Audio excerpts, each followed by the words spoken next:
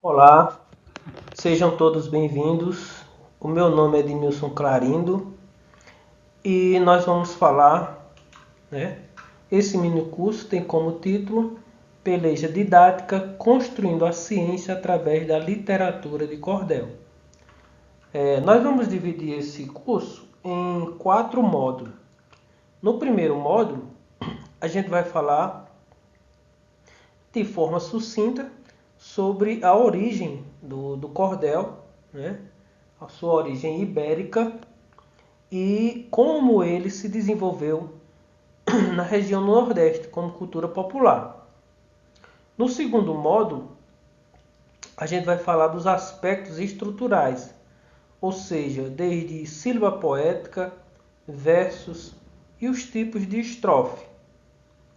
No terceiro módulo, a gente vai falar sobre como você utiliza, como construir, né, um cordel. Algumas dicas de como você realiza a construção do cordel, né, das estrofes mais simples. E no quarto módulo, a gente vai mostrar um pouco das variações das estrofes com a questão da cultura dos repentistas.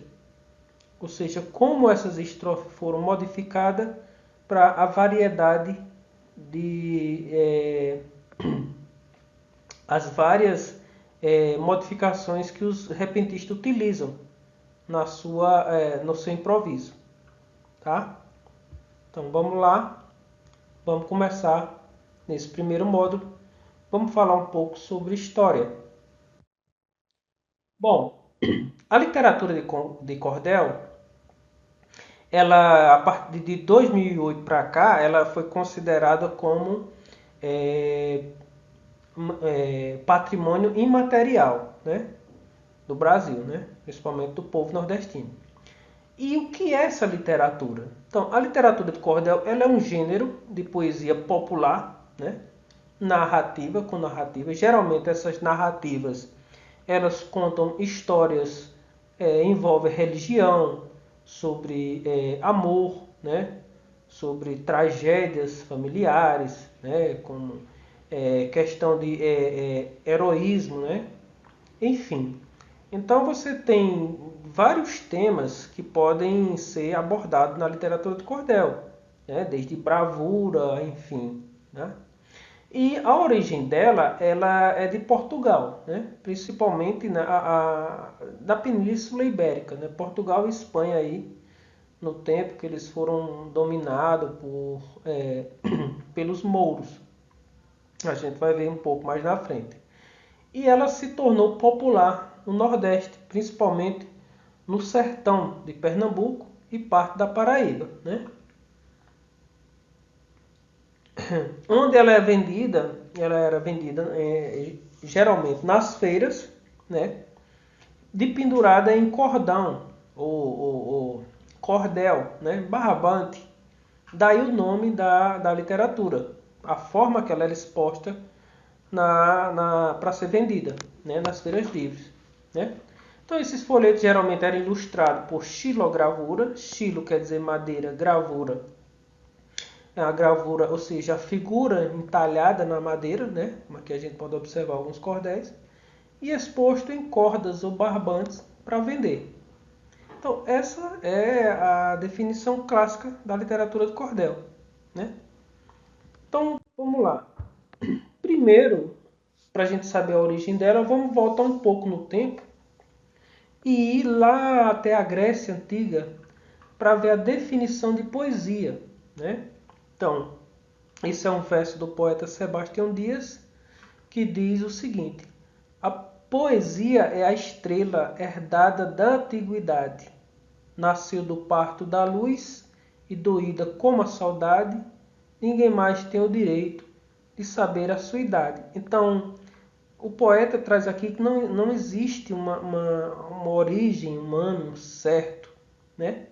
Mas sabe-se que a poesia ela surge na Grécia. E aí a gente tem o poeta Homero com suas odes, né? As odes famosas de Homero, como a Ilíada e a Odisseia, né? que são essas odes? São versos longos, né?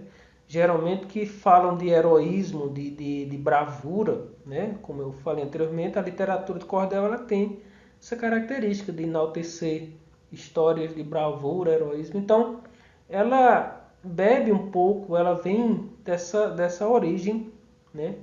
Das odes, né? Enfim.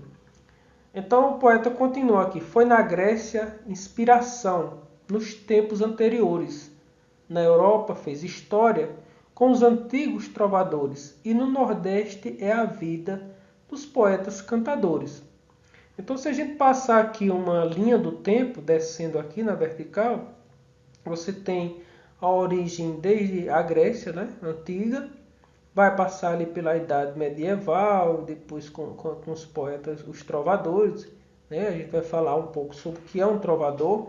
É aquele indivíduo que anda solitário, em castelo, fazendo apresentações, né? Com seu instrumento chamado alaúde, né? Instrumento medieval. E essa evolução dela, como diz essa estrofe do poeta, né? Vem da Grécia, nasce na Grécia, passa pela a Idade Média, né? E chega no Nordeste através dos colonizadores, né?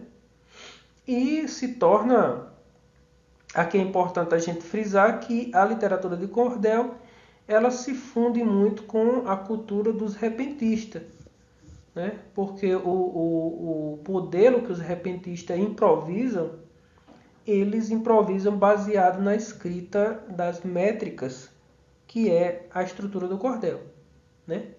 Então, dessa passagem desde a Grécia pelos trovadores na Idade Média, isso vem também com um exemplo da chegada dessa literatura, esse estilo de literatura, né, com os colonizadores, é aqui os Lusíadas, né, que é uma odes enorme que fala da bravura dos portugueses, né, que foi composta por Luís de Camões. Então, os Lusíadas é uma ode, se eu não me engano, ela tem 1102 versos, né? E ela tem um formato de uma estrofe, que é uma oitava, né? Depois a gente vai falar sobre isso. Uma estrofe de 8 versos, tá? Então, falamos de poesia, vamos para frente. Então, como se dá essa junção de um trovador com a capacidade de improviso? Então, segundo o historiador Braulio Tavares, que também é letrista, né? Ele é parceiro de Lenine nas composições de várias músicas com Lenine, Braulio afirma o seguinte, que a gente precisa observar quando a gente fala da África, só enxergamos a África negra, né? A África que foi escravizada. Mas temos duas Áfricas, né? A África negra que foi escravizada pelo colonizador, mas também tem a África subsaariana, né? Ou seja, aquela que tem os mouros, que era chamado assim, os mouros ou sarraceno. Essa África, eles têm como cultura a questão do improviso. E é essa herança desse improviso que vai se refletir na nossa cultura. Mas como que uma África subsaariana veio chegar até aqui? Então, lembremos que no ano de 700, os mouros invadiram a Península Ibérica e dominaram Portugal e Espanha por 700 anos, né? Vai de 1700 até 1400. Eles, atravessando o Estreito de Gibraltar, aqui no Marrocos, dominaram essa região. E essa cultura do improviso chegou até aqui. Por sua vez, né, na divisa da França com a Espanha, mais ou menos aqui na Cordilheira dos Pirineus, né, surge um indivíduo que é o trovador solitário, com seu instrumento chamado o alaúde, que vai de castelo em castelo, né, levando animando os castelos. Então, essas duas vertentes vão se fundir, que é o que a gente tem hoje no espelho do repentista. É o indivíduo com o trovador, com seu instrumento, no caso do nosso repentista é a viola, né? E a capacidade de improviso, né? Que é o repente. Então, vindo da França, nós temos o trovador. Vindo da África subsaariana, nós temos a capacidade de improviso. A gente vê essa herança africana aqui nos cocos de embolada, nas emboladas, no maracatu, né? Todas essas culturas que têm improviso no Nordeste, ela tem essa origem, né, da África subsaariana. Vamos para frente. Bom, então, segundo a pesquisadora Maria de Lourdes Nunes Ramalho, né, ela tem um livro chamado Raiz Ibérica, Mouras e Judaica do Nordeste. Ela traz um capítulo que diz o seguinte, que na época que Maurício de Nassau, né, que governou Pernambuco, né, naquela época, a religião dele era calvinista e ele era muito liberal. Então, ele deu liberdade para quem tinha religiões diferentes. Mas aí depois houve a derrubada, toda a questão a Mauricéia foi destruída e tal. E aí teve a perseguição aos judeus, né? Na época de Maurício de Nassau, havia uns judeus, né, chamados João Nunes da Costa. A maioria dos judeus voltaram, pegaram o mar, enfrentaram o mar e voltaram para seus países ou foram para algum lugar que pudesse ter liberdade. Só que João Nunes da Costa fez o contrário. Ele adentrou nos sertões, né, e foi parar, vamos dizer assim, na Serra da Teixeira, como mostra o mapa aqui. Serra da Teixeira, que faz parte do Planalto da Borborema ali, na divisa entre Pernambuco e Paraíba. E aí ele deixou de ser judeu, né, para não ser perseguido, se tornou católico, constituiu família e aí se fixou nessa região, né? Então, essa cultura da literatura, né, das odes, ele traz para essa região. Então, é o seu neto, posteriormente, seu neto chamado Agostinho Nunes da Costa, né, depois de muitas gerações, seu neto tem 3 filhos, né? Nicodemos Nunes da Costa, Ugolino Nunes da Costa e Nicanor Nunes da Costa. Então, esses filhos de Agostinho Nunes da Costa é os que iniciam a cantoria, né, nessa região. Então, essa é a origem, né, dessa região entre Pernambuco e Paraíba, esse ponto, que dá início a essa parte da cantoria, que quando a gente fala de cantoria, não pode esquecer que está relacionada à literatura de cordel. Então, aqui nós temos o que seria o marco da origem de toda a cantoria, ou seja, a Serra da Teixeira na Paraíba. E aqui tem um soneto que enaltece essa serra, né? Pedra do ventre, o morro da saudade, é assim que se chama aquela rocha, que do sino da serra desabrocha, dominando a paisagem da cidade. Quando os raios do sol em rubra tocha vêm dourar na implante majestade, o cruzeiro plantado sobre a rocha lembra Cristo exaltando a humanidade. Até parece um secular diadema com que Deus designou a Borborema ao criar nossa terra brasileira, e ao pé do colosso milenário vive o povo valente extraordinário da cidade serrana de Teixeira. Então, é nessa cidade que a gente tem a origem do cordel, né? Só que a gente vai ver que há uma expansão maior para Pernambuco. Por quê? Porque devido à questão dos séculos, né? Não tinha a questão da comunicação, e aí depois vem o rádio, né? Os programas de rádio vão dar muita ênfase aos cantadores. E aí o próprio Braulio Tavares, ele diz que nessa região do Teixeira a gente vai ter uma expansão maior né? Teixeira fica aqui, pro lado de Pernambuco, né?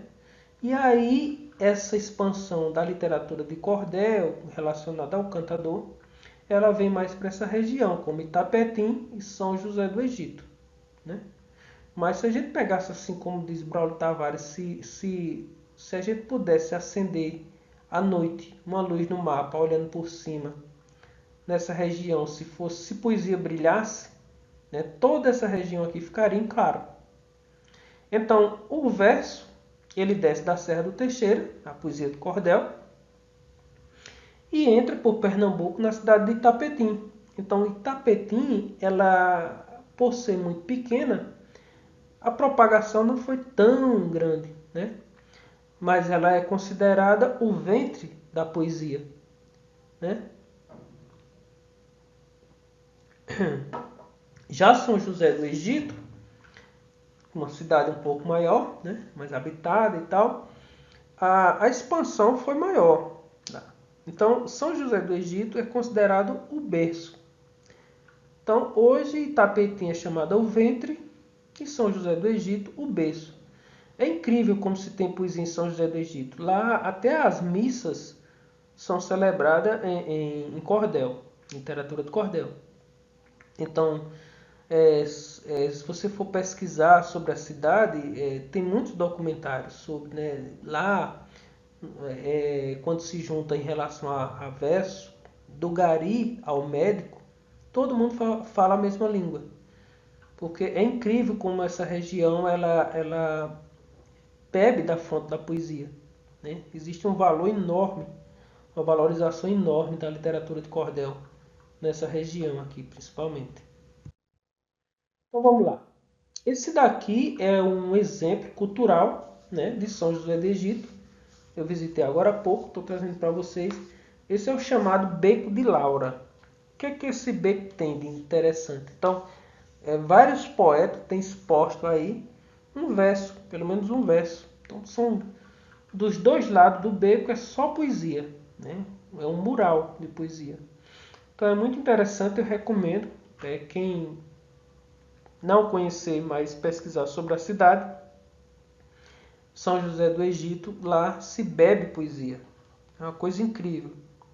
Então é por isso que tem essa cultura toda e vale a pena a gente falar desse trajeto histórico e também chegar aqui para enaltecer essa cultura que é tão nossa, né? Então, quando a gente fala, fazendo um resumo da origem e tal, então, é, da Península Ibérica nós temos a questão do improviso, que veio do, do, dos mouros, né? Da África subsaariana, e vai se encontrar aqui no Nordeste com o trovador, que vem lá da divisa da Espanha com a França, lá pela Cordilheira dos Pirineus, né? Então, esse indivíduo com seu alaúde, seu instrumento solitário, junta-se com o improviso, aqui, vindo dos mouros, né, da África subsaariana, e aí você monta o que a gente conhece como o cantador, né, o repentista. Né? Então, no Nordeste, como era produzido esses folhetos? Né? Então, geralmente eles eram passados nas mãos de folheteiros e tal. Se alguém lia, recitava, se alguém conseguisse decorar um verso, né, declamar, isso poderia levar para a família e aí esse verso se expandia. Esse esquema aqui, ele mostra uma coisa interessante. O quê? Lembrando que desse início, né, não existia nada que gravasse como gravador, então as pessoas decoravam aqueles versos. Se esses versos fossem decorados, alguém poderia levar para frente, senão ficaria perdido. Então imagina aí quanta coisa não foi perdida ao longo do tempo, né? Porque é uma poesia que a gente chama poesia oral. A pessoa improvisa ali, cria na hora. Se alguém gravou, beleza. Se não, ficou perdido. Então aqui vale salientar, existe um senhor chamado Zé de Cazuza, que é da região chamada Prata da Paraíba, que ele desde pequeno ele conseguiu memorizar vários versos. Tem uma reportagem com ele que ele é chamado Homem Gravador, que ele conseguiu gravar vários versos na vida toda. E aí ele, por ter conseguido decorar, ele colocou isso hoje, né, com a tecnologia, tem aí na internet, chama-se Zé de Cazuza. Tem muitos documentários com ele, inclusive até sobre a memória, né? Porque ele conseguiu publicar vários versos de vários cantadores na época, porque não existia gravador. Então veja que é importante. Por que eu estou chamando a atenção nisso? Porque muita coisa foi perdida, porque essa é uma cultura oral, né? Naquele tempo não tinha. As pessoas geralmente as pessoas improvisavam versos, sabiam da tônica, da rima, que é o que a gente vai ver, mas não sabia escrever. Então eles improvisavam pela sonoridade, né? Vamos lá. Então, dos cantadores mais antigos, né, do século XIX, principalmente na Serra do Teixeira, não se tem não se tem notícia. Por quê? Porque esses cantadores do século XIX, principalmente na Serra do Teixeira, do lado da Paraíba, não foi tão expandido, né? Quando a gente vem para o século XX, aí principalmente para o lado de Pernambuco, vai ter vamos dizer assim, uma visão melhor, né? Principalmente com a questão das rádios, né? As rádios, por exemplo, vai dar uma ênfase muito grande a esses indivíduos. Então, desse período, a gente tem Germano da Lagoa e Silvino Pirauá, perdão. Então, esse Silvino Pirauá, ele tem uma importância muito grande no contexto do cordel e da cantoria, né? Porque ele vai transformar os versos que tinham antigamente chamado quadra numa cestilha.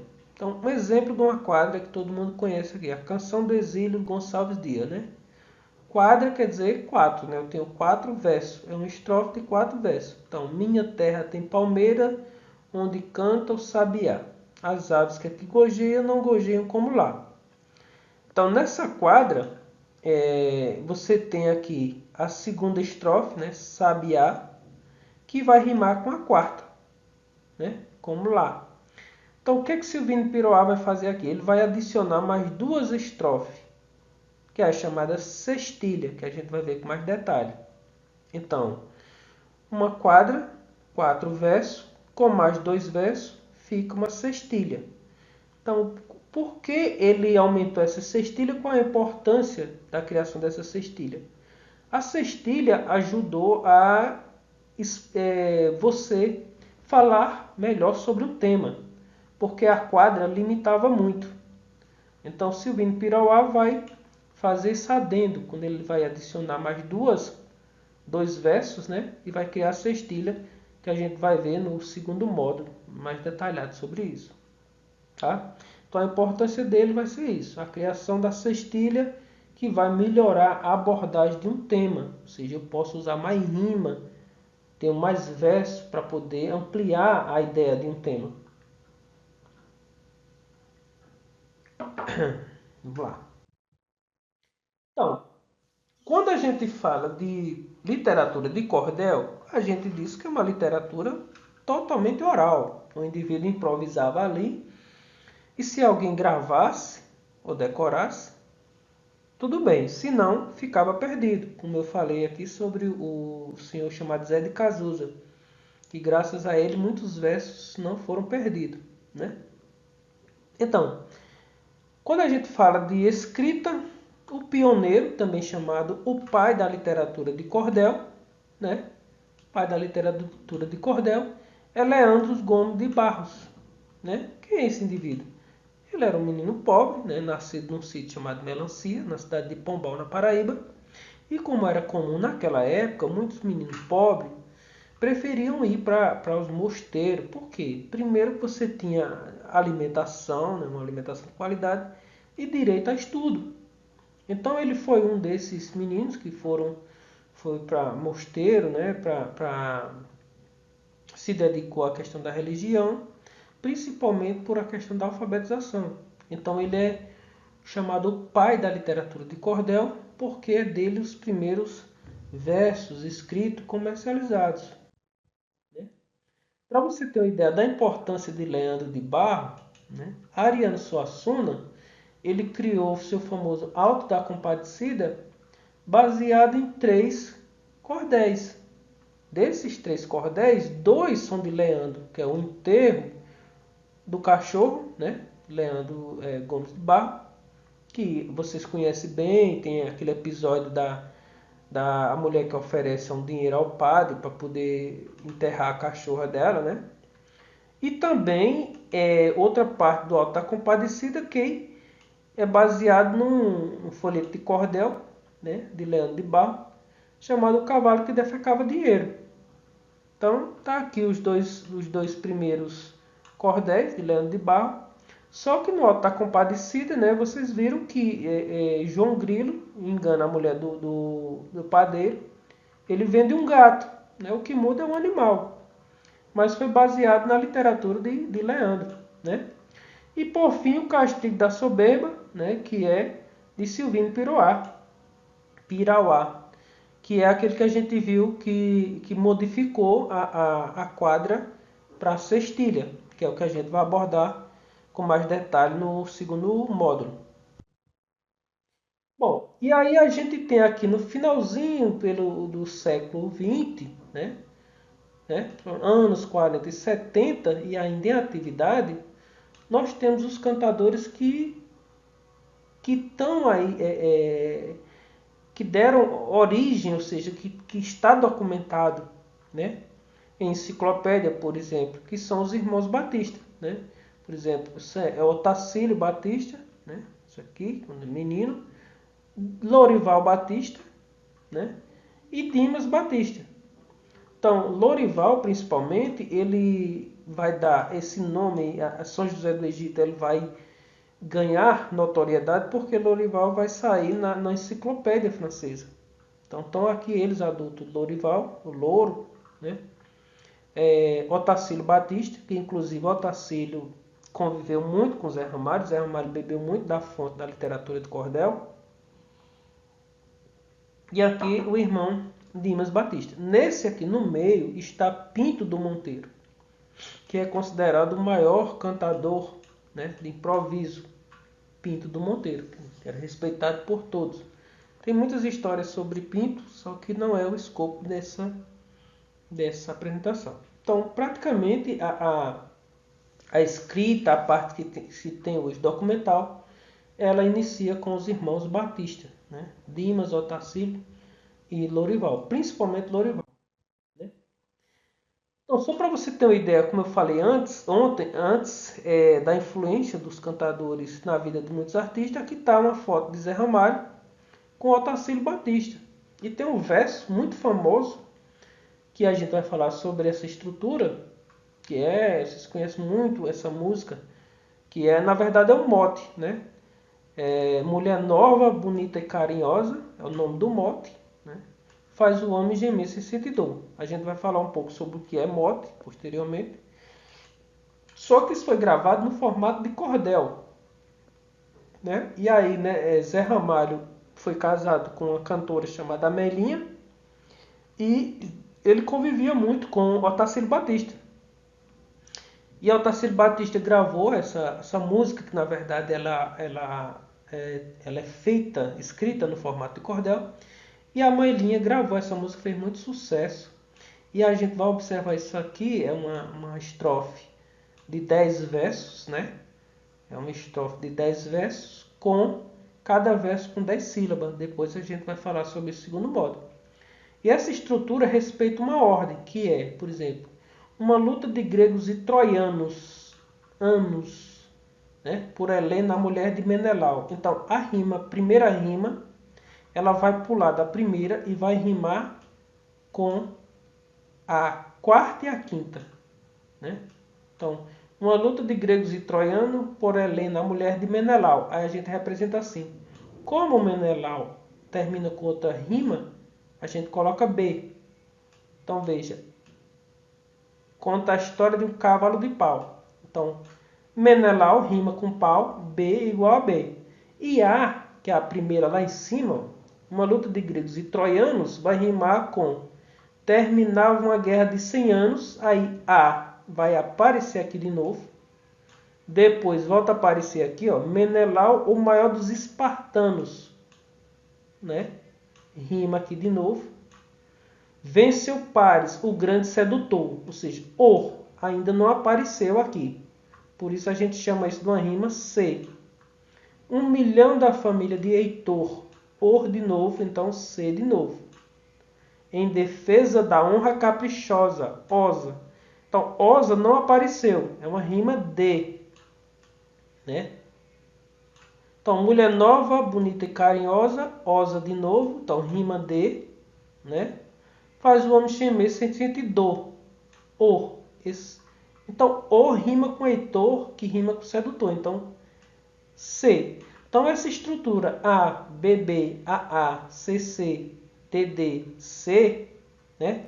É um verso de 10, é um decassílabo, porque ele tem, cada verso tem 10 sílabas, e é uma estrofe de 10 versos, né? Que a gente vai ver por que essa ordem se repete, né? Só que essa é um verso mais complexo. Para ensinar cordel, a gente vai usar os versos menores, que a gente vai aprender, as estrofes menores. Geralmente a sextilha e a septilha. Aqui é só para você ver que existe uma ordem que a gente vai abordar ainda mais tarde. Então, a literatura de cordel não só influenciou Zé Ramalho, como também, né, vários outros artistas, como Elba, Geraldo Azevedo, né, Alceu Valença, né, Marcial Melo, Nando Cordel, que o próprio nome artístico dele se dá pela questão do cordel, e uma banda da cidade de Arco Verde, Pernambuco, chamada Cordel do Fogo Encantado. Né? Então, esse era o que a gente tinha para esse módulo, né? Você conheceu uma breve história do cordel. No próximo módulo, a gente vai falar sobre peleja didática construindo a ciência através da literatura de cordel. Nesse módulo, né, a gente vai compreender como se forma os versos, né, como se forma o cordel, que muitas vezes é importante salientar que muitas pessoas fazem material, TCC, dissertação de mestrado, com cordel e se restringe à rima. Mas não é só a rima que o cordel, não é só rimar. Existe uma metrificação, porque na métrica, o cordel precisa da métrica para dar o que a gente chama de ritmo. Ele tem que ter um ritmo, né? Tem que colocar a sílaba tônica no lugar certo para poder o cordel ficar ritmado, ou seja, e é isso que a gente vai abordar nesse módulo, tá? Então, uma forma simples para a gente compreender melhor, facilitar a vida de vocês, é comparar, né, o cordel com uma estrutura do cordel, fazendo uma analogia com a matemática. Então, se a matemática tem um ponto, o nosso ponto vai equivaler à sílaba poética. A linha na matemática vai equivaler ao verso, ou seja, a uma frase, né, do poema. E a área na matemática equivale a uma estrofe, como a gente tem aqui. Tá? Então, a gente vai começar a compreender sílaba, preciso sílaba, um conjunto de sílaba eu tenho um verso, um conjunto de verso eu tenho uma estrofe. Ok?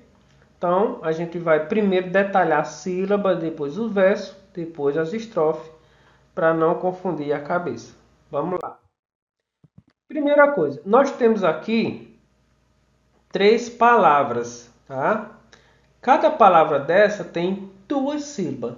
Café, né? Órgão, pedra. O que é que diferencia essas palavras? Né? Elas têm 2 sílabas. O que diferencia é que a gente precisa localizar a chamada sílaba poética, né? Que na literatura de cordel é também chamada de pés, né? Por isso que os cantadores chamam 8 pés de quadrão. Enfim, pés é sinônimo de sílaba poética. Não confunde sílaba poética com sílaba gráfica, ou seja, é o que está sendo escrito. Então, aqui é importante a gente destacar as sílabas tônicas, ou seja, aquelas que têm um som forte. Então, uma regra básica e bem interessante, que eu lembro até hoje, uma professora me ensinou, é você cantar a palavra para descobrir a tônica.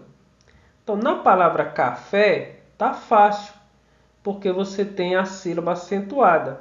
Então, você pode cantar a palavra café. Então, a tônica dessa palavra é aquela que você mais demora nela. Ou seja, aquela sílaba que você demora mais tempo, né, falando ela, é a tônica. Agora veja, nesse segundo exemplo, eu tenho duas sílabas e todas as duas sílabas são acentuadas. Como eu posso distinguir qual é a tônica? Novamente, esse é um exercício básico justamente para a gente descobrir a tônica.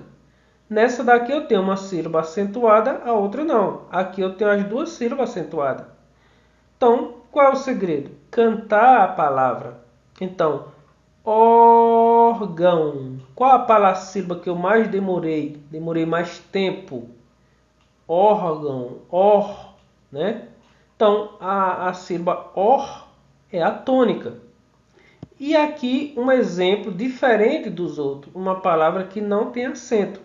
Qual é a tônica dessa palavra? Então, quando você canta a palavra pedra, você demora mais tempo em pé. Qual a importância da gente saber isso, né? Essas tônicas. Essas tônicas, elas vão nos ajudar a montagem dos versos, tá? Então é muito importante a gente entender essas sílabas tônicas das palavras, tá? Esse é o primeiro momento para a gente entender cordel. Então, exemplo aqui, preste bem atenção. Exemplo. No verso, minha terra tem palmeiras, né? Então vamos contar aqui. Esse é um verso de 7 sílabas. Então, minha terra tem palmeiras. Ora, não era para ter 8 sílabas aqui? Essa oitava sílaba a gente não conta. Por quê? A sílaba tônica da palavra palmeira é eira. Então, aqui a gente mata a charada. O verso termina na 7ª sílaba. Depois a gente vai falar sobre essa contagem de verso, né?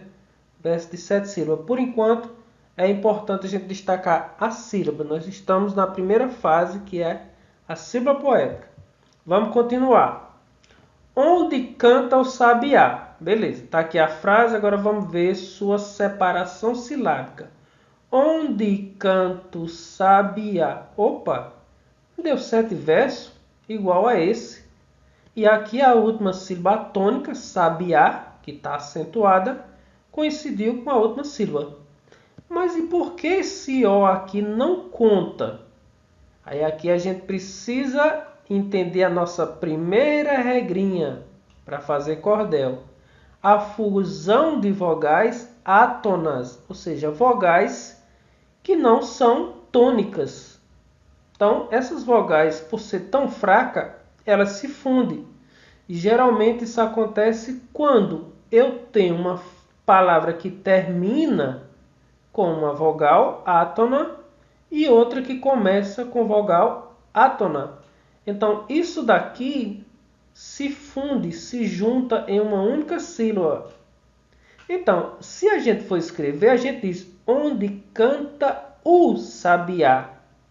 Mas lembre-se, quando a gente viu no primeiro módulo, a literatura de cordel, ela é uma literatura oral.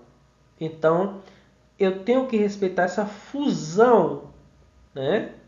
Então, quando eu digo onde canta o sabiá, na verdade, isso aqui se funde na oralidade. Fica assim, onde cantu, entendeu? Onde cantu sabiá, entendeu? Então, por isso que em vez de 8 sílabas, a gente não conta o O, porque ele está fundindo com o A da palavra canta. Então, o verso está correto. 7, tá? E a última sílaba poética é essa primeira regra. Se você está escrevendo um verso que tem escreveu 6 sílabas, e a próxima palavra, a tônica, é a primeira, acabou-se. Por quê? Porque a primeira bateu a tônica, ok. Então, eu estou usando esse verso, que é do Gonçalves Dias, Canção do Exílio, né, que é uma quadra, para facilitar, mas a gente vai ver vários outros versos. Então, vamos continuar aqui. Ele diz, as aves que aqui gojeiam, né, as aves, risquei por fora, as aves que aqui gojeiam, você apaga aqui, isso, ótimo. Então, as aves que aqui gojeiam, então vamos separar. Então, lá, vamos observar, esse verso é espetacular porque ele traz as nossas duas regras básicas de cordel. Entendeu? Então vamos lá. As aves, 3 sílabas. Que. Então, ó, veja que eu tenho uma primeira regra, fusão de vogais átonas. Que, aqui. Gorjeiam. Então, ó, 6, 7, 8. Só que a tônica caiu na sétima, o verso está correto. Então, como é que eu descubro a tônica? Primeira coisa que a gente viu na regra anterior, cantar a sílaba. Então, a palavra gorjeiam. Eu passo mais tempo. Aqui está errado, viu? Desculpem aí, mas vocês estão entendendo. Então, essa é a primeira regra. Gorjeiam, né? Gorjeiam, que é um J. Corrijam aí, por favor. Então, a sílaba tônica é essa. Então, segunda regra, né? E a primeira regra é a fusão de vogais átona. Então, eu não digo as aves que aqui, eu digo as aves que a.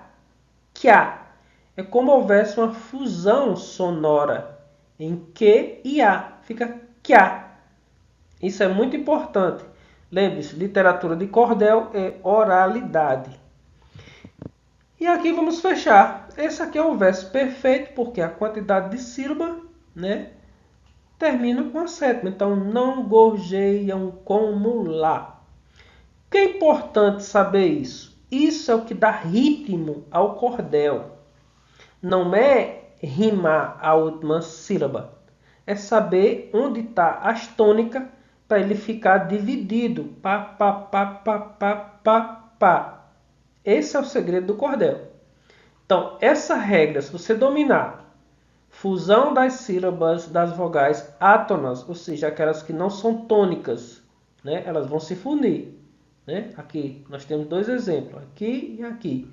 E a última sílaba tônica. Então, se eu escrevo um verso que tem 5 sílabas, nesse caso, e a próxima palavra, a tônica, é a segunda, beleza. Por quê? Porque não conta a sílaba átona. Então, a oitava não é tônica. Ela não entra na contagem. Se todo mundo entendeu essa regra, ótimo. Essa é a regra da sílaba. Agora vamos para os tipos de verso. Quantos tipos de verso existem? Existem vários, né? Existem versos de 3 sílabas, né? Para quem faz poesia. Existe de 5 sílabas, que a gente chama redondilha menor. Existem os versos de 7 sílabas, né? Que são chamadas redondilhas. Eu errei aqui, redondilhas maior, né? Maior. Existem os decassílabos. Existem os versos com 12 sílabas, que estão chamados também de alexandrino. Ora, quais são os versos mais usados no cordel? Esses 2, principalmente, tá? com exceção das modalidades que os cantadores inventaram, como galope à beira-mar, né? Algumas modalidades que os cantadores inventaram que tem 11 versos. Mas o mais importante de você saber aqui, se você aprendeu o que a gente viu lá atrás, que foi a regra das sílabas tônicas, os versos que ocorrem em literatura de cordel são os redondilhas maior, corrijam aí que eu errei aqui, maior, eu errei aqui, digitar isso aqui fica difícil. Então, redondilha maior, né? Porque a redondilha menor é a de 5. Então, um exemplo aqui. Onde é que se usa a redondilha menor? Só por curiosidade, não se preocupe com isso, vocês não vão usar isso. Então, existe uma poesia japonesa chamada haikai. Geralmente ela enaltece fenômenos da natureza. Então, ela rima a primeira palavra, a primeira frase, ela tem que ter 5 sílabas, o verso. A do meio, 7. E a última, 5. Desde que no primeiro verso, a última palavra vai rimar com a outra de baixo do quinto verso. E no verso 7, a primeira palavra rima com a última. Então aqui um exemplo, só para vocês saberem que existe essa poesia. Haikai faz parte da cultura japonesa que enaltece coisas da natureza. Então, o primeiro verso apresenta o evento da natureza. O segundo verso, pela regra japonesa, tem que ter alguma coisa que fale de movimento. É norma. E o terceiro é o fechamento. Então, como é de costume, os peixes nadam, ou seja, movimento, nadam em feixe, formando um cardume. Isso aqui é um exemplo. Então, quando a gente vai destrinchar isso aqui, olha lá, nossas regrinhas que a gente já viu sobre as sílabas. Como é que eu confirmo que esse verso tem 5? Esse verso primeiro é de 5. Então, ó, como é? Então, ó, eu tenho uma tônica. Esse é tônica. Mas esse O não é. Então, ele se funde. Então, aqui dá uma única sílaba. Como é de costume, tum, é a tônica. Então, o Mi não conta. Tá? Então, próximo verso, pela regra, tem que ser de 7. Então, ó, os peixes nadam em feixe. A tônica é feixe. Então, eu não conto essa última. Tá? Então, 7. E aí, formando, poderia ser 6, 7 versos aqui, mas não é. Porque, ó, formando. Então, a palavra formar, a tônica é man. Então, essa DO não é tônica. Então, ela se funde com o artigo do cardume, em uma única sílaba. 3. 4 com car e dume, dum, que é a tônica. Eu não conto o mi, que não é tônica. Então, esse verso está correto, tá? Mas lembre-se, no cordel, isso aqui foi só para vocês saberem essa divisão, ok? Quais são os versos mais usados no cordel? Os versos de 7 sílabas e os de 10 sílabas poéticas que estão aqui. Tá? Principalmente os de 7 sílabas são os mais usados. Também chamado de redondilha maior. Eu coloquei menor, mas está errado. Vamos lá. Erro de digitação. Então, vamos lá. Então, uma redondilha, de novo, houve um erro aqui, é o copiar colou. Redondilha maior, né? Maior. Vou digitar isso aqui, ó, terrível. Redondilha maior, tá? Bom que você já sabe. Então, são 7 sílabas poéticas. Então, vamos ver esse verso aqui, ó. Lembrando a regrinha das sílabas. Isso aqui vocês têm que guardar sempre, né? Isso aqui é a regra. Fusão de sílabas átonas, ou seja, aquelas que não são tônicas, e observar a última sílaba poética para fechar o verso. A palavra da sílaba, a última palavra tem que bater uma sílaba poética. Ah, se eu encontrar uma palavra que tem uma sílaba a mais, procuro uma palavra sinônima que tem uma sílaba a menos que feche o verso. tá? Então, exemplo aqui desse verso de Vinícius Gregório. Nem mesmo a felicidade presta se virar rotina. Então, isso é uma cestilha. A gente vai ver que a cestilha, ela rima a segunda com a quarta com a sexta, né?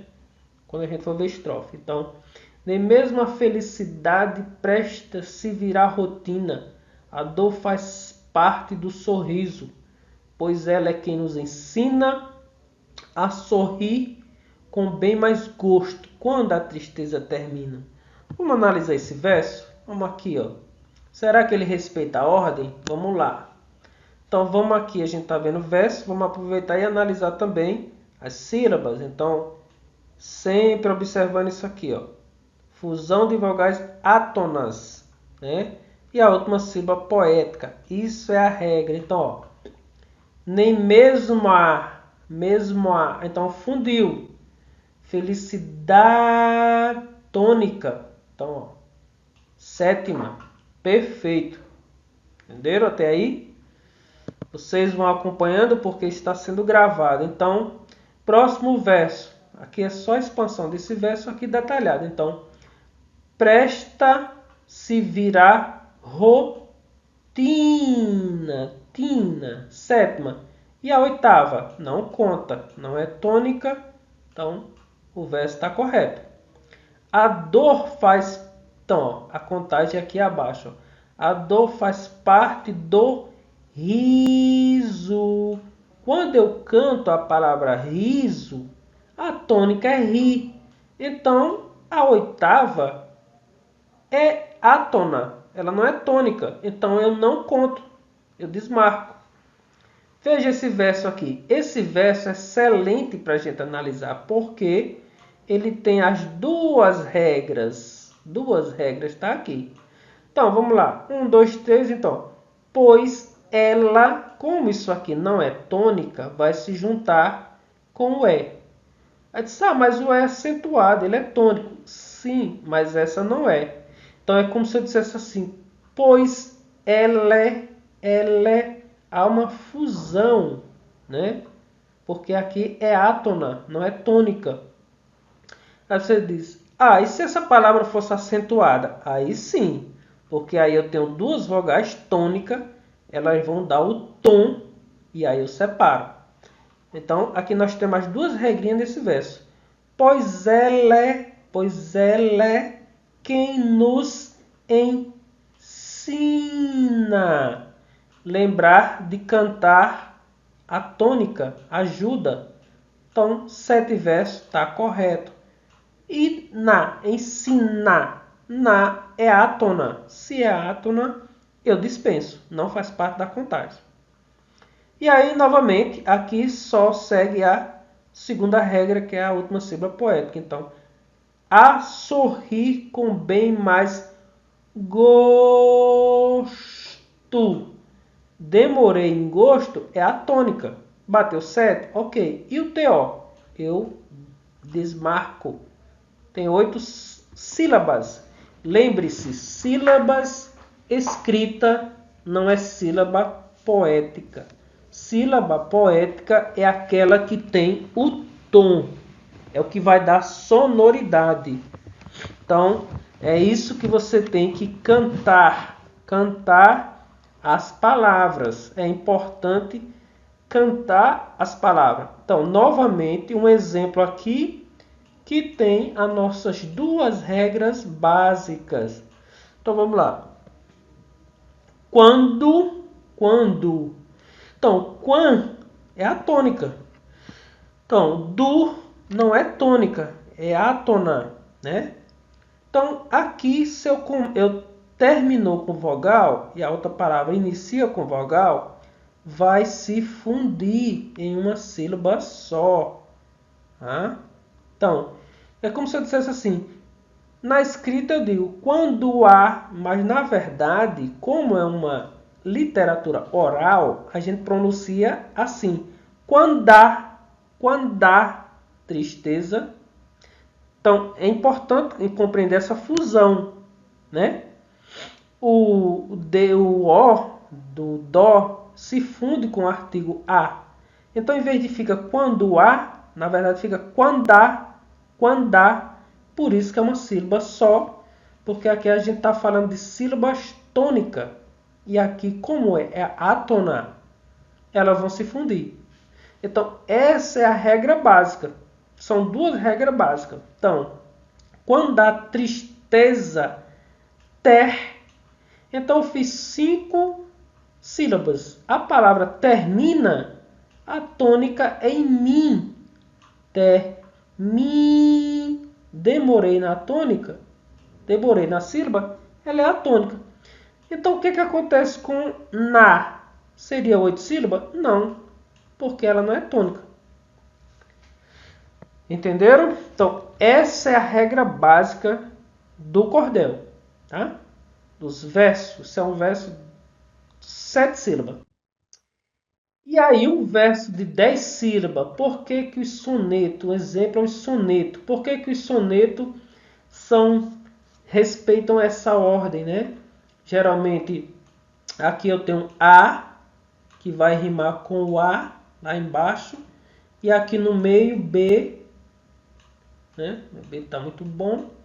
B rima com B. Então, ó, todo mundo conhece essa música, né? Perdão, conhece esse soneto, né?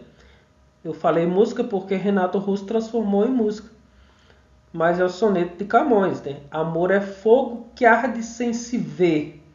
A. É ferida que dói, não se sente. B. É um contentamento descontente. Entre. B de novo. É dor que desatina sem doer. A. Então o soneto segue essa regra. A primeira rima com a quarta, as duas do meio que eu fiz mal feito aqui, né? B e B. E assim vai. Aqui, ó. É o não querer mais que bem querer, é o andar solitário por entre a gente. Então de novo B e B. É o não contentar-se de contente. E acho que está errado, né? É cuidar que se ganhe se perder. E aí segue. Esse é o modelo do cordel. Então, vamos analisar isso aqui, que é um decassílabo, um verso de 10 sílabas tônica. Vamos lá. Então, vamos para a primeira frase. Tem que dar 10, né? Então, lembrando, a gente já analisou sílaba, estamos nos versos. Então, vamos ver se Camões fez a lição de casa. Será que não fez? Logo ele. Então, amor é fogo que arde, sem se ver. Bateu 10, a palavra V é a tônica, tem 10. Por quê?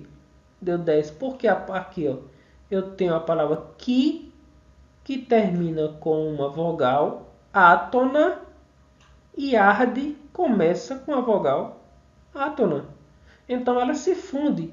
Eu não digo amor é fogo que arde sem se ver, né? Na grafia seria assim. Lembre-se, a gente está falando de tônicas. Na verdade, isso fica assim. Amor é fogo, né? Amor é fogo, quar, quar. Como se fosse uma única sílaba. Amor é fogo que arde sem se ver. Então, é preciso que você observe essa fusão. Tá? Então, vamos continuar. No próximo verso tem: é ferida que dói e não se sente. Qual é a regra usada aqui? O sente, a palavra sente. Vamos cantar essa palavra e descobrir a tônica? Até aqui a gente já tem 9, falta uma para ser 10. Então, sente, ou seja, demoramos mais tempo na primeira sílaba. Então, se essa é a tônica, fechou 10. Essa seria a 11ª, não conta porque não é tônica. Então, Camões fez a lição de casa, está correto, né? Então, ele usou segunda regra. A mesma coisa acontece nesse verso. É um contentamento descontente. É a tônica? Beleza. E a 11ª? Não conta, elimina. E aqui é um verso que os parnasianistas, para quem gosta de literatura, adoravam esse verso, que é o chamado verso de ouro.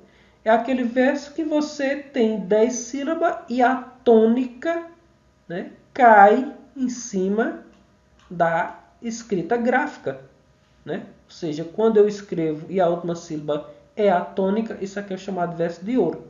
Era o que os parnasianistas queriam, porque queriam, né, Olavo Bilac. É tanto que Manuel Bandeira tem só por curiosidade, Manuel Bandeira tem um verso que ele chama Parnasiano Aguado, né?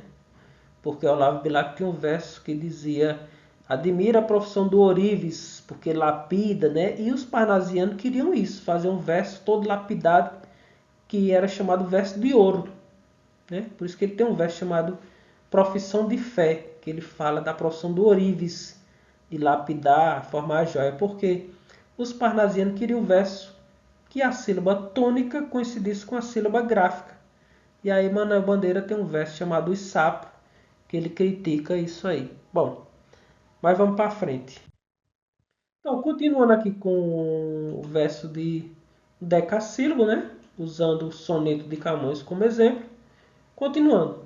É o não querer mais que bem querer. Ah, beleza. Aqui deu 10, chamado verso de ouro, que a gente acabou de falar. E aqui é um verso importante, que aqui nós temos as duas regras. Primeiro, a fusão das vogais átonas. Então vamos lá. É um andar solitário, tário, entre. Então nós temos logo duas. Então oitava aqui, ó, entre, né? Solitário entre a gente, fundiu. E gente é a tônica da 10. Ah, por que não aqui eu poderia considerar 11? Porque essa não é tônica, a gente não conta. Lembre-se, cordel não é sílaba escrita, mas sim a sílaba poética. No próximo verso é não contentar-se de contente. Então, tente é a tônica. Beleza, essa daqui eu não conto. Então, segunda regra, última sílaba poética. Lembre-se, a gente está falando de um decassílabo, ou seja, 10 sílabas no verso. E aqui, novamente, um verso que tem a segunda regra, a fusão das átonas, vogais átonas. É cuidar que se ganhem, ganha em, então isso se funde, fica ganhem se perder. Ok. Se todo mundo aprender essa regra básica, show de bola. Tá?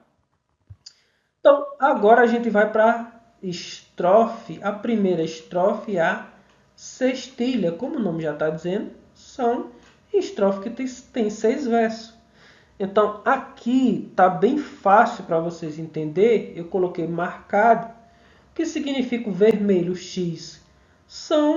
X são palavras que não rimam, são versos que não rimam. Então, vocês já sabem que essa frase tem 7 sílabas. Esse verso, cada frase dessa é um verso.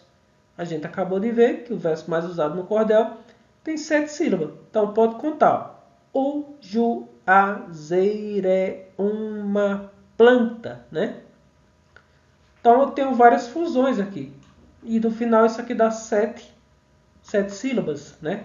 Mas agora a gente não está falando mais nem de sílaba, nem de verso. A gente está falando de estrofe. Então, qual é o segredo da sextilha? É simples. Na estrofe de sextilha eu tenho 6 versos. Então, o que eu tenho que observar?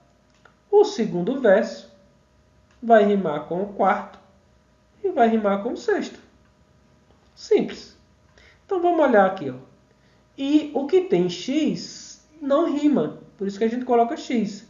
Embora ele esteja alternado, mas veja, ó, planta não vai rimar com nada que não rima com sombra. Né? Por isso que a gente usa a letra X. Né? Letra X. Então, agora, o segundo, o quarto e o sexto rimam entre elas. Ó. Enxuta rima com bruta, que rima com fruta. Então, esse é um verso de um poeta chamado Leonardo Bastião, muito conhecido, né? Na região de Itapetim. Um senhor, tem muitos vídeos no YouTube, eu recomendo a vocês. E ele diz, olha que beleza, o juazeiro é uma planta que resiste à terra enxuta. A fruta não vale nada, a madeira é torta e bruta, mas a bondade da sombra tira a ruindade da fruta. Então, isso é um verso de um poeta analfabeto popular, mas espetacular. Porque ele coloca figura de linguagem aqui, né? Que é a contradição, a coisas opostas. Né? Ele vem aqui discriminando todinho as características ruins do Juazeiro e fecha com a bondade da sombra, que é espetacular. Então isso é poesia pura. Analisando aqui outro verso, né? Uma cestilha. Então vamos lá. Diana Clara Menezes, São José do Egito. Então, ó, lembrando, ó, X, peito, não rima com saudade, não rima com margem. Então o que nos interessa é a segunda, a quarta e a sexta. Então vamos lá. Ó. Ente, ente e ente. Tá? Bem didático aqui. Vamos lá? Vamos prestar atenção? Vamos lá. Ó. Tem um rio no meu peito que transborda e faz enchente. Essa é a rima. Segunda. Né? E nessa chuva de saudade que ele cai diariamente, rimou com a quarta, a segunda, carrega as pedras das margens, pondo lembrança da gente. Então, fechou. Isso é uma cestilha. É um verso simples. Vamos mais cestilha aqui, ó. Mesma regra. Vamos lá. Esquece o X, ó. Turno não rima com noite, não rima com turas. Mas nós temos a rima aqui, ó. Enha, enha e enha. Vamos lá. Ó. No seu trabalho noturno, a mariposa se empenha. Tá? Nas fendas negras da noite, o vagalume se embrenha, focando as caricaturas que a mão da noite desenha. Então, isso é uma cestilha muito bacana de Maciel Corrêa, né? Então, é fácil, né? Lembrando, você vai montar a sua cestilha já baseado na contagem dos versos, né? Que você viu lá atrás. Tem que lembrar disso. Seguir a sequência. Sílaba, depois verso, depois a estrofe. Então vamos lá aqui de novo. Só para fazer bem muito aqui para a gente aprender a cestilha como é fácil. Ó.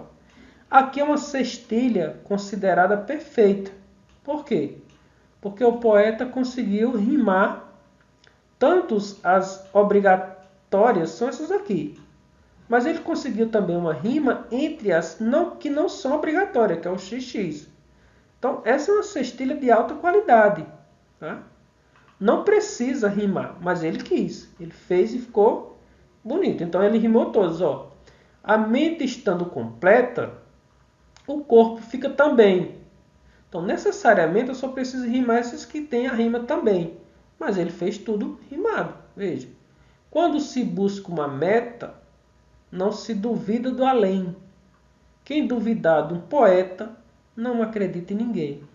Então, o que é que tem de qualidade aqui? A genialidade do poeta. Ele conseguiu rimar as que não são necessárias, ou seja, o X, né? Não precisava, mas ele rimou. Enfim. Então, eu adiantei aqui sem querer, mas vamos para frente. Então, próxima estrofe. Septilha. Ora, se a sextilha era 6, a septilha é 7. É uma estrofe com 7 versos. Qual é a diferença? Ela vai seguir a mesma ordem. O que vai diferenciar é que, no meio da sextilha, foi acrescentado um verso. E esse verso que foi acrescentado, ele vai fazer uma rima entre si. E esses novos versos é justamente esses dois aqui, ó. O quinto e o sexto. Portanto, a cestilha, que antes rimava o azul da cestilha, não vai poder ser mais o sexto, porque entrou um verso, então vai ser o sétimo. Então eu vou ter 2 versos que não rimam, 3 versos que rimam entre si, que agora vai ser a segunda com a quarta com a sexta, porque entrou mais um verso, ou com a sétima, perdão, porque entrou mais um verso. E agora a quinta e a sexta vai rimar entre si. Por isso que eu tenho 1, 2, 3, 4, 5, 6, 7. Setilha. Então, ó, X não rima. Tá? Onde eu vou encontrar rima? Então, eu vou ter 2 rimas. A segunda com a quarta com a sétima é um tipo de rima. A outra, que está destacada aqui em roxo, a quinta com a sexta. Então vamos lá. Para quem pensa que a gente vai sufocar a garganta, lê do engano, passarinho. Quando acuado é quem canta, é que canta. Aí que voa sagaz, observe aqui, ó. Aí que voa sagaz, quanto mais vento se faz, mais a poeira levanta.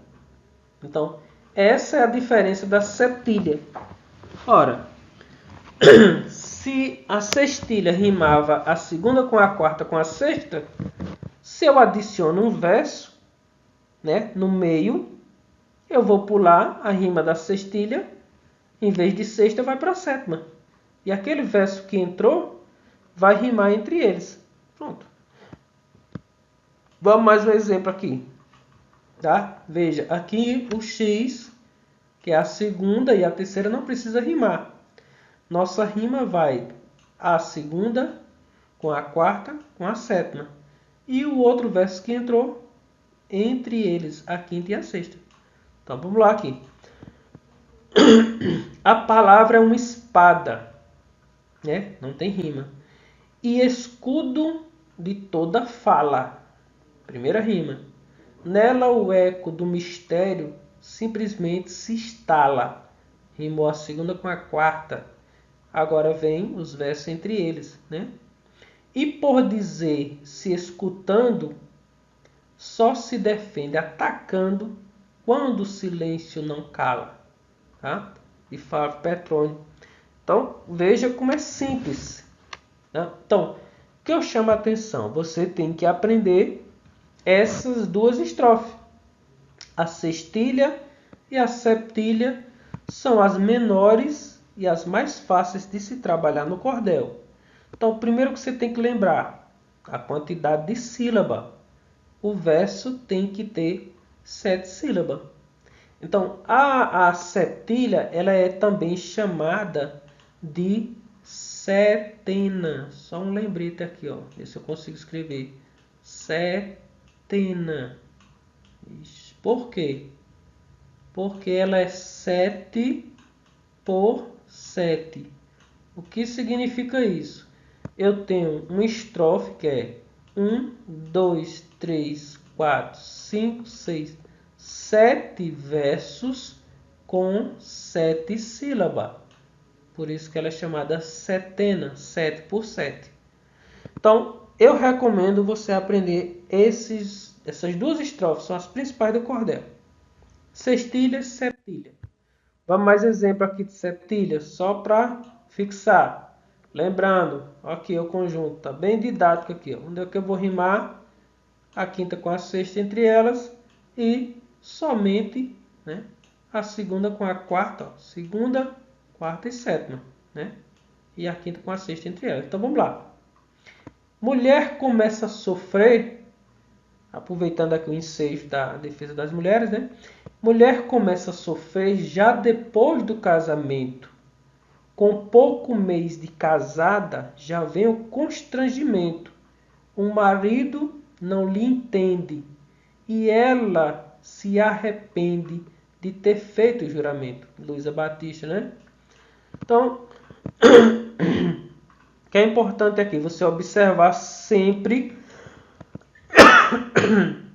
essa ordem. Lembrando sempre, esses versos têm 7 sílabas. Então, é você lembrar de montar a estrofe, mas também com a ordem dos versos, que é o que a gente vai ver no terceiro módulo. E aqui para fechar, um verso de Sebastião Dias, que eu gosto muito, né? Foi prefeito de Itabira, né? Falecido, infelizmente, que é espetacular. Então, novamente, aqui, ó, respeitando a ordem, né? Da segunda com a quarta com a sétima e rimando entre si. Então aqui está bem didático, eu coloquei cores diferentes para vocês fixar. Então vamos lá, ele diz, ó, quando o sol mostra o crepúsculo, que o dia chega ao fim, um aperto, uma tristeza, eu sinto dentro de mim. Enquanto estou contemplando, eu fico a Deus perguntando se o fim da vida é assim.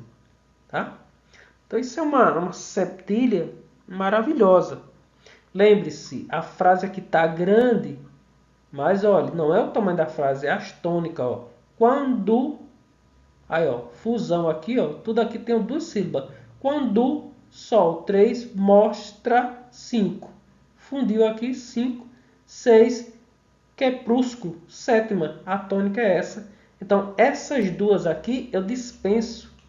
É importante você entender isso, viu? Ó, a regrinha. Quando, até aqui, funde, né? Então, aqui eu tenho uma, duas. Sol, 3, mostra, tá? 5, aí lembrando, ó, mostra, funde isso aqui. 6 de crepúsculo, 7, porque o nome crepúsculo, púsculo é a tônica. E aqui eu teria ainda 8 e 9. Só que não conta, isso dispensa. Então, isso aqui é um verso espetacular para você lembrar, retroceder lá a regrinha que a gente viu dos versos. Tá perfeito? Claro que tá perfeito.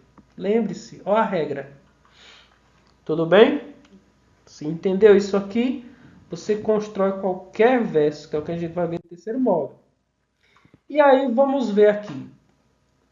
Eu falei lá atrás dos Lusíadas, né? No primeiro módulo a gente viu a história do cordel e viu eu falei os Lusíadas, que foi uma composição de Camões, né? Os Lusíadas.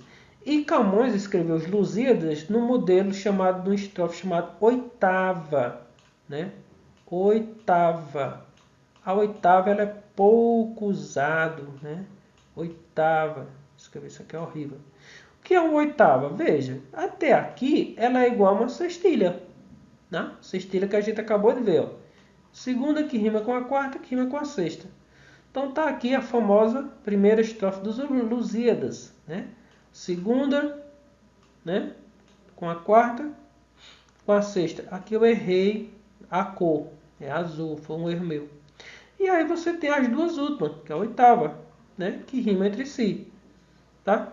Então veja, as armas e os barões assinalados que da ocidental praia lusitana, por mares nunca antes navegados, passaram ainda além da terra, tropa bana, em perigos e guerras esforçados, mais do que prometida a força humana, que era para ser azul, que eu errei aqui, e entregue gente remota edificaram, novo reino que tanto sublimaram. Então, aqui é um modelo, né, da chamada Odes, com 10 versos, né, 10 sílabas tônicas cada verso, no formato de oitava. Oitava é muito pouco usado em cordel. É raro ver essa estrofe, né? E aí é um professor de literatura chamado Pierre Jacob Martello. Daí, baseado nessa métrica criada por Martello, é que a gente tem as modalidades da literatura do cordel, como martelo agalopado, martelo alagoano. Não tem nada a ver com a ferramenta de carpintaria. É por conta desse cara, né, desse professor de literatura que criou. O que é que Martelo criou? É aqui que a gente vai chegar, tá? Então, a estrofe chamada décima, que tem 10 versos. Então, 1, 2, 3, 4, 5, 6, 7, 8, 9, 10. O que é que você tem que lembrar dessa estrofe, né? Não confundir.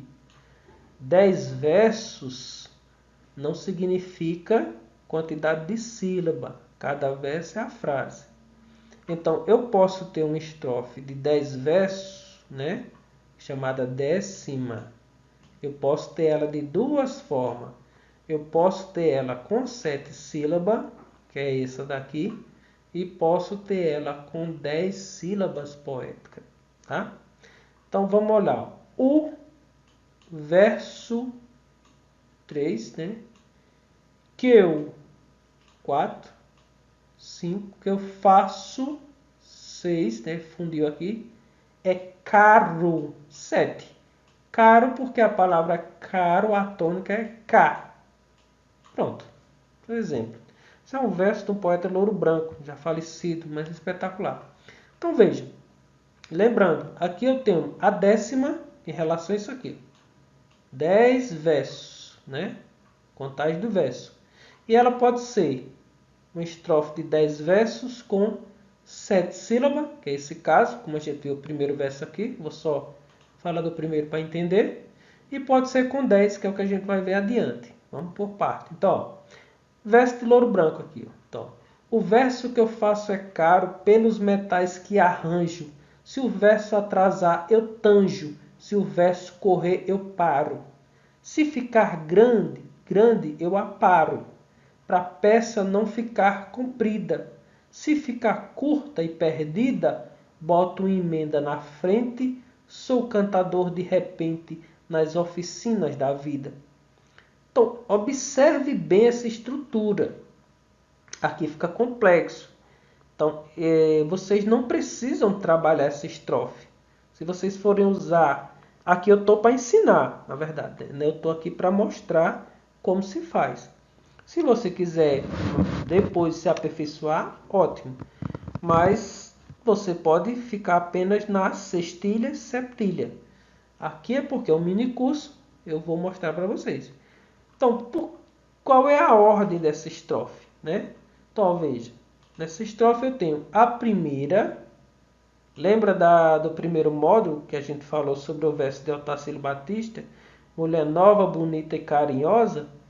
Ele segue esse modelo que eu falei lá. Ó. Uma luta de gregos e troianos por Helena, mulher de Menelau, conta a história de um cavalo de pau que cerrava uma guerra há 10 anos. Menelau, rei dos espartanos, veja que rimam essas 13. Enfim, humilhou Paris, o grande sedutor, humilhando a família de Heitor, não lembro agora. Em defesa da honra caprichosa, a mulher nova, bonita e carinhosa faz o homem gemer sem sentir dor. Então, quem viu o primeiro módulo, viu que a gente fez essa rima. Então, aqui é a mesma coisa.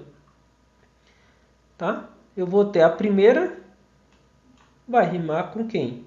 Com a terceira e a quinta. Aqui a segunda vai rimar com... perdi aqui. Com a terceira. Tá horrível isso aqui. Mas vamos lá. Deixa eu apagar isso aqui. É melhor.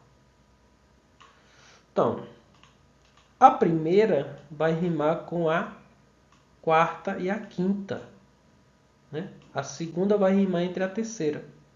Então, depois eu tenho a sexta que rima com a sétima e a décima. E a oitava que rima com a nona. Por que é importante saber essa ordem? Porque se a gente virar isso aqui de cabeça para baixo, de ponta cabeça, ó, o C que estava aqui vem para cá. Então, embora mude a rima, mas a ordem continua. Ó. A primeira vai rimar, ó, né? Como o modelo de A. A, I, A, I, A. Então, C, C, C. Depois eu tenho a rima dentro aqui, ó, igual a B, B, aqui é D, D. Novamente aparece aqui, ó, A e A equivale a CC, B, B e volta aqui, ó, CC aqui, rimou com C aqui, A. Então, se a gente inverter essa ordem, é uma estrofe que de ponta cabeça, muda a rima, lógico, mas ela tem um sentido. É por isso que ela é perfeita. Lógico, é difícil de escrever? É difícil de escrever. Porque você tem 10 versos. Ah, como é que eu faço para chegar nisso? Paciência. Vamos por parte, que é o que a gente vai ver no outro módulo.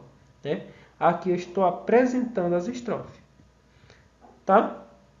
Um exemplo aqui, ó. Um exemplo magnífico de Oliveira de Panela usando essa regra. Né?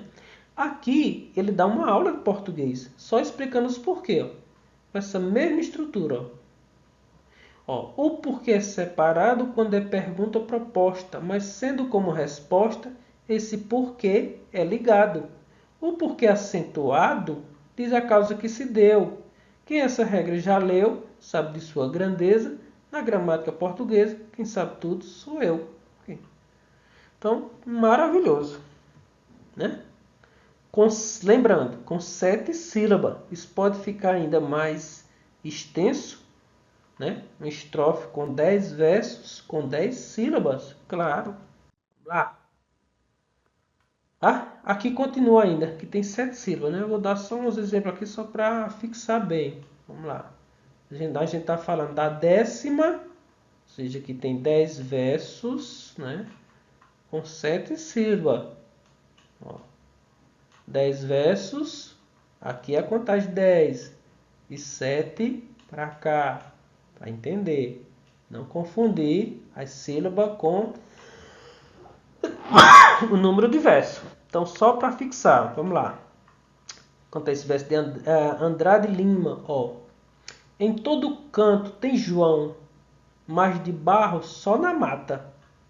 Com a mão de obra barata, ele faz a construção. Veja que rimou com João, né? Deus é sua inspiração, de novo. Na execução do projeto, reboca o piso ao teto. E ninguém vê rachadura. Sem cursar arquitetura, João de Barro é arquiteto. Olha que beleza de verso, né? Lembre-se, olha a estrutura que ele segue, né? Não é à toa, isso aqui a gente vai ver muito nos desafios dos cantadores, né?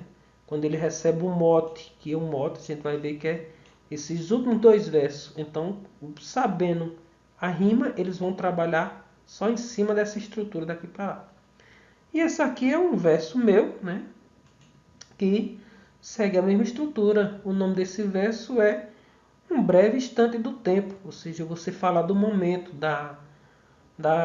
como se diz, da fluidez do tempo, da rapidez que esse tempo, da perecividade que esse tempo vai embora. Então, o tempo é perecível, não demora quando passa, não tem peso, não tem massa, tem sentido irreversível, mas pode ser previsível, ainda que seja errante, e no seu fluxo constante de intervalo segue o tempo, como agora este momento, que se fora nesse instante, né?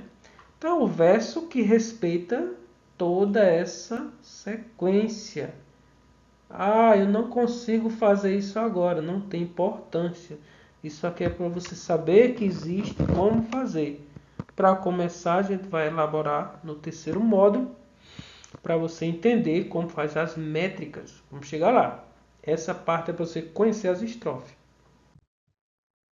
E aqui um verso com uma décima, né? Ou seja, com 10 versos na lateral, só que com 10 sílabas. Esse é grande, né? Então, isso é um quadrão, ou seja, tem 10 versos, ó. 1, 2, 3, 4, 5, 6, 7, 8, 9, 10 e 10 sílabas. Como assim? Uma, já que, né? Fundiu aqui. Já que 2, existe 3, 4, 5 no sul, 6, 7, 8, 9, 10. Por quê? A palavra conceito, eito, é a tônica. Então, 10 versos. Então, já que existe no sul esse conceito, então 10 sílabas poéticas em 10 versos, né? Esse é um verso grande. Esse verso foi elaborado por um dos maiores poetas, chamado Ivanildo Villa-Nova, que eu tive o prazer de conhecer, e Braulio Tavares, que é parceiro de Lenine. E ele segue o que a gente chama de mote. O mote, vocês conhecem um personagem, um cara que já participou do programa de Fátima Bernardes, chamado Braulio Bessa. Por coincidência, também Braulio, só que esse aqui é Braulio Tavares. O Braulio Bessa é aquele que participou do encontro com Fátima Bernardes, tem um quadro Poesia com Rapadura. E ele falou muito desse mote, né? Que essa questão que a gente está vivendo hoje, que o pessoal tem preconceito com o Nordeste, e esse mote Ivanildo Villa-Nova criou com o Braulio baseado nesse preconceito com o Nordeste, do Nordeste ser dividido. Então diz assim, ó, né? Isso é um mote. Quando se dá um mote, você trabalha apenas esses 8 versos que sobram para cair dentro do mote. O mote já foi dado. Então fica assim, ó. Já que existe no Sul esse conceito que o Nordeste é ruim, seco e ingrato, já que existe a separação de fato, é preciso torná-la de direito. Quando um dia qualquer isso for feito, todos os dois vão lucrar imensamente, começando uma vida diferente do que a gente até hoje tem vivido. Imagine o Brasil ser dividido e o Nordeste ficar independente. Então veja, a ordem é aquela estrutura que a gente já viu.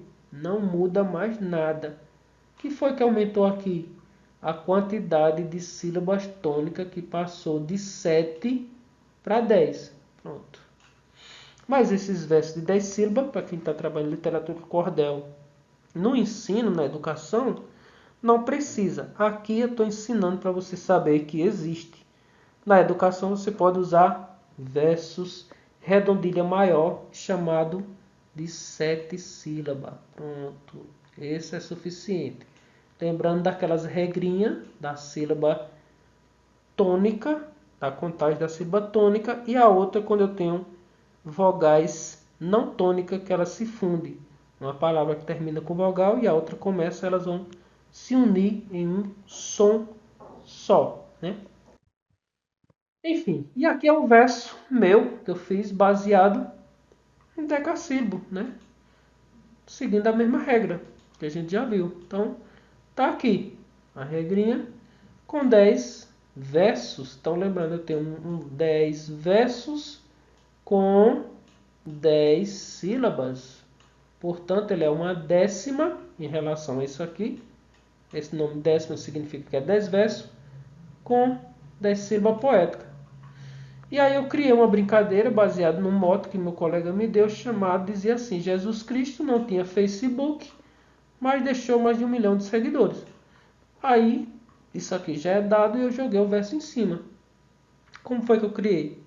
Eu fui lá e disse, ó, com o pseudônimo de Emanuel, o perfil de Jesus foi editado, na linha do tempo foi marcado, sobre um monte postado em Israel, Antes de ressuscitar e ir para o céu, Cristo compartilhou com nossas dores, curtiu os lírios, entre outras flores, mas não quis comentar sobre seu look.